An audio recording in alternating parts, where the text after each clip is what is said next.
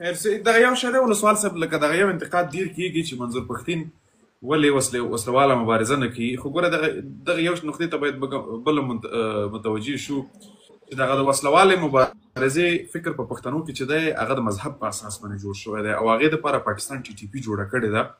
نو که ته د ټي ټي پي څنګ کې بله وسلواله مبارزه پیل کوې، دا به ډېره سخته وي د هغې دپاره د نفوذ پیدا کولو. نو لومړی باید ته چې یو چا له اسلحه ورکوې هغه دپاره یو فکر باید رامنځته کړي، ځکه کوم مذهبي فکر ورکوي خو هغې دپاره خو الرېډي ټي ټي پي شته دی او هغه د پاکستان د پوځ د کنټرول لاندې ده. ولې کو د قومیت تر نامه لاندې د قوم تر نامه لاندې ته یو وسلواله مبارزه پیل کوي، هغې دپاره به ته باید اول یو فکر جوړوي، بعد له هغې نه به وسلې راوړي. او د فکر جوړول دپاره اول د منظور غونې حرکت ته ضرورت دی.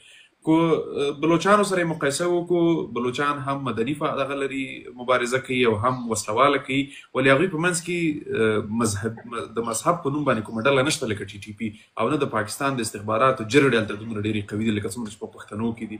نو د وسلوالې مبارزې دپاره اول چې موږ یو چا ته اسلحه ورکوو او سنګر ته یې خېجوو، هغه دپاره سنګر جوړول ډېر ضرور دی. او سنګر زموږ هغه د وسلوالې مبارزې سنګر چې دی هغه الرېډي پاکستان نیولی دی، ټي ټي پي ته یې سپارلی دی. نو ټي ټي پي به راښکته کوې، هغه به پوهیې، هغه ته به دغه د افغانیت او د پښتونولۍ درس ورکوې. کله چې د هغه ماغزه خلاص شو، تیار ټوپک هم ورسره دی، تیار ټرین شوی سړی هم دی، هماغه د پاکستان د پوځ خلاف ته بیا استعمالولی شي. خو هر څه نه مخکې باید ذهنیت سازي ډېره مهمه ده چې هغې دپاره د منظور مبارزه شاید مفیده تمامه شي.